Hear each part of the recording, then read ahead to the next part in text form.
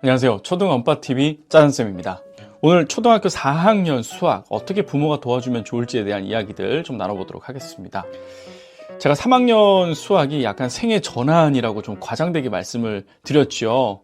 자, 3학년 수학에서 이제 4칙 연산이 완전히 다 소개가 됐습니다. 그죠? 더하기 빼기 곱하기 나누기가 다 나왔고, 그 다음에 수에 대한 확장도 자연수에서 소수 그리고 분수까지도 다 나왔습니다. 이제 그럼 4학년 어떻게 될까요? 가장 기본적인 개념들이 3학년에 다 나왔어요. 뭐 선분에서부터 사각형, 정사각형, 그리고 또 리터와 미리리터, 그리고 킬로미터, 뭐 하여튼 길이와 측정에 대한 부분까지도 전부 다 수학의 전반적인 내용들이 다 나왔습니다. 4학년은요 이제 조금씩 그 확장되어 가고 또 깊어져 가는 그런 단계라 보시면 되겠습니다. 먼저 4학년 뭘 배우는지 단원명부터 한번 살펴보도록 하겠습니다. 첫 번째로 1학기 때 큰 수, 두 번째 각도, 세 번째 곱셈과 나눗셈, 네 번째 평면 도형의 이동, 그리고 다섯 번째 막대 그래프, 여섯 번째 규칙 찾기, 이렇게 1학기에 배우게 됩니다.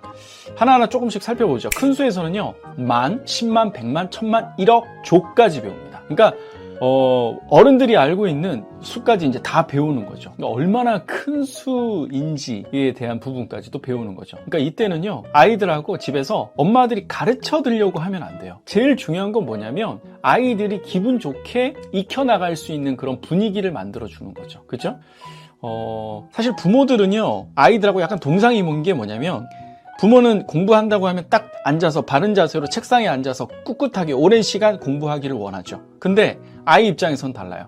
책상에서도 할 수도 있지만 소파에서 또 누워서 또는 걸어다니면서 좀 자유롭게 편안하게 공부하고 싶거든요. 그러니까 따라서 부모가 그런 아이의 모습을 좀 존중해 줄 필요가 있어요. 아, 저렇게도 공부하는구나. 최대한 마음 편안하게. 엄마의 닥달을 합니다. 바른 자세로 앉아서 연필 쥐고 책상에 몰입해서 딱 공부하는 거지. 할 때는 딱 열심히 하고, 물론 틀린 말은 아닌데요. 아이 초등학교 이제 4학년 아이한테는 좀 힘들어요. 그렇죠? 그렇기 때문에, 그리고 또한 공부는 가장 기분 좋고 즐거울 때 그 내용이 머릿속에 들어가는 거지, 강제하고 억압하고 지시와 통제 속에서는 사실 공부에 들어갈 리가 없는 거죠. 우리가 먹을 때도 마찬가지 않습니까? 기분 좋을 때 소화가 되는 거지, 불안하고 뭔가 강압적인 분위기에서 소화가 될 일은 없지 않습니까? 똑같은 거예요. 그렇죠? 그래서 그런 부분에서는 조금 부모가 한 발 물러서는 게 좋을 것 같습니다. 큰 수에 대한 부분 파트는요 사실 뭐 부루마블이나 또는 모노폴리와 같은, 그러니까 사실 그게 돈 계산하는 거잖아요. 그죠? 뭐 몇십만 원, 몇백만 원이 왔다 갔다 하는 거니까 그런 거를 하면서 자연스럽게 수에 대한 개념이 잡아져 가는 거라 생각이 들고요. 평상시에도 이런 뉴스라든지 또는 신문, 그리고 우리가 무슨 광고지를 본다거나 할 때도 그러한 내용들을 가지고 아이하고 같이 이야기를 해보거나 또는 퀴즈를 해보거나, 이런 실생활에서의 어떤 질문들, 이런 게 필요할 겁니다. 두 번째가 각도입니다. 4학년에서는 가지고 다녀야 될 것 중에 하나가 바로 이 각도기죠. 그죠? 그래서 각도기, 예각, 둔각, 이런 것들, 그리고 삼각형, 또 사각형의 내각의 합, 이런 건데요. 크게 어려워하지는 않습니다.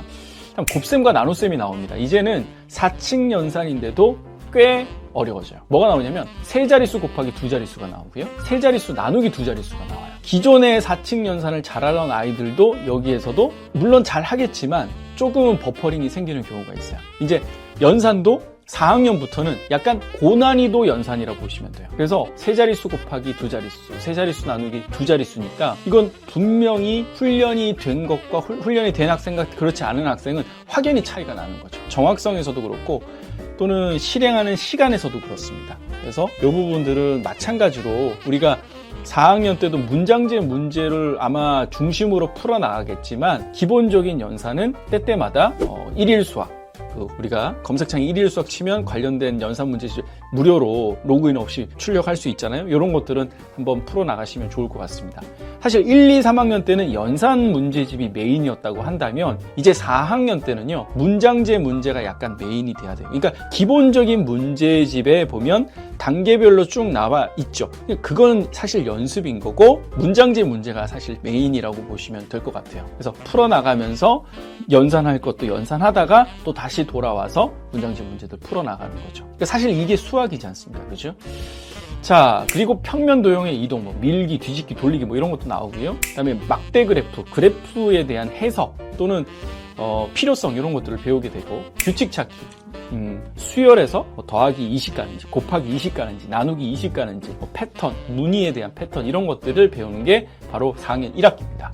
2학기에는요, 이제 3학년 때 배웠던 분수와 소수를 이제 그 개념을 확장시켜서 덧셈과 뺄셈으로 갑니다. 그러니까 사실은요, 3학년 때는 여러 개념들이 소개되었다고 한다면 이제 4학년 때는 그 소개된 개념들로 또 하나의 4층 연산이 가죠. 분수의 덧셈과 뺄셈, 분수의 덧셈과 뺄셈과 소수의 덧셈과 뺄셈까지 또 가는 거죠. 그렇죠? 그래서 그러다 보니까 좀 더 깊어지게 되는 겁니다. 그래서 분수와 소수에 대한 부분들도 마찬가지로 연산 파트에서 좀 공부를 하고 이게 다시 문장집 문제에서 어떻게 활용되는지 활용할 수 있어야 되겠죠. 2학기에 대한 단어명만 한번 불러볼게요. 분수의 덧셈과 뺄셈, 삼각형, 소수의 덧셈과 뺄셈, 사각형, 꺾은 선 그래프, 다각형 이렇게 되는데요. 각각의 한번 살펴만 보죠.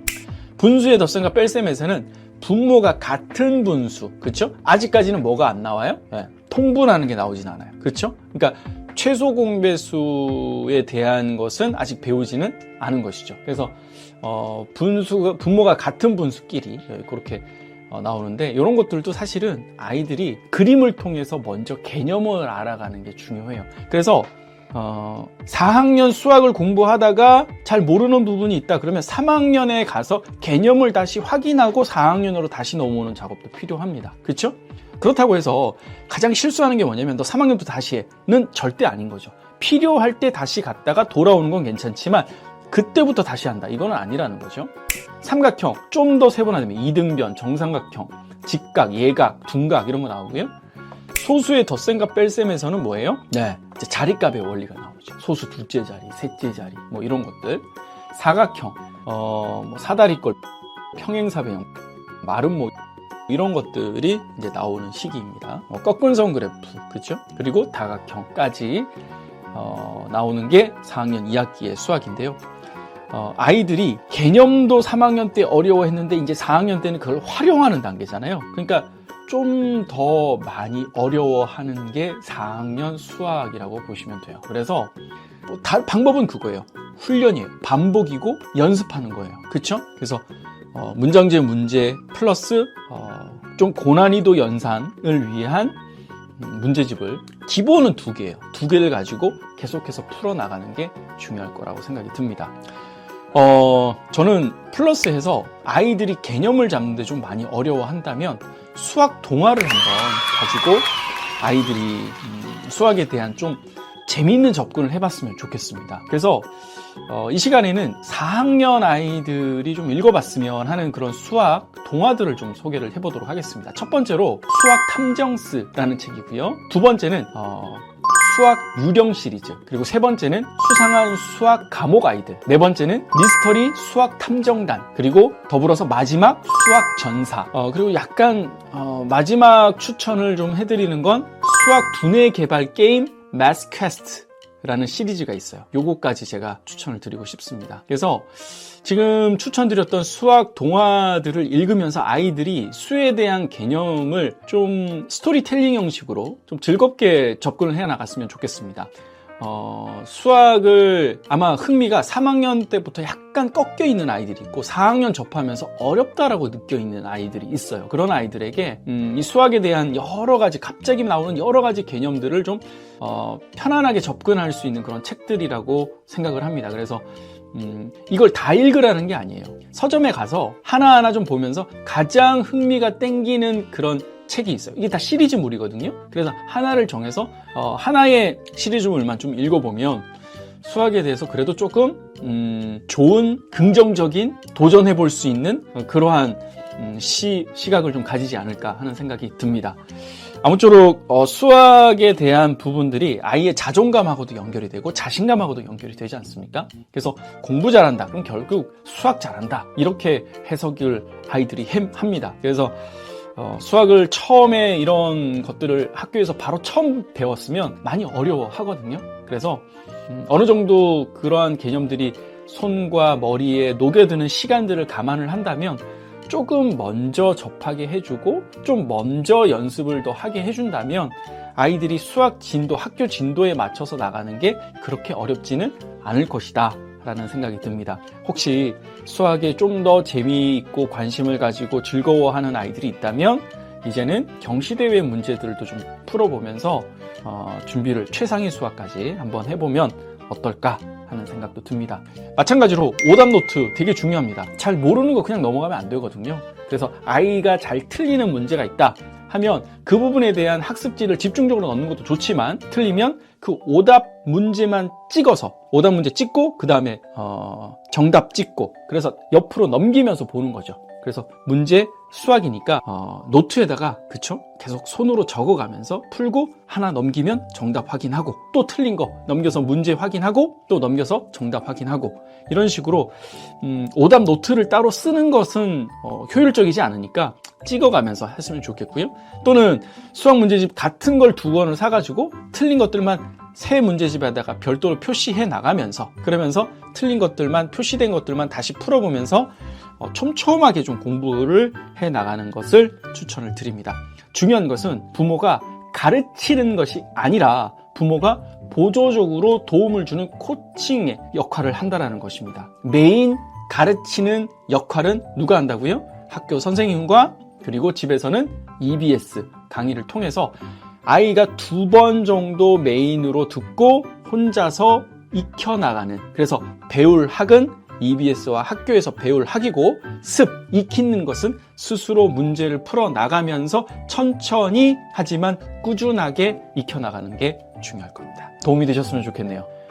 초등엄빠TV 많은 관심과 사랑 부탁드리겠습니다.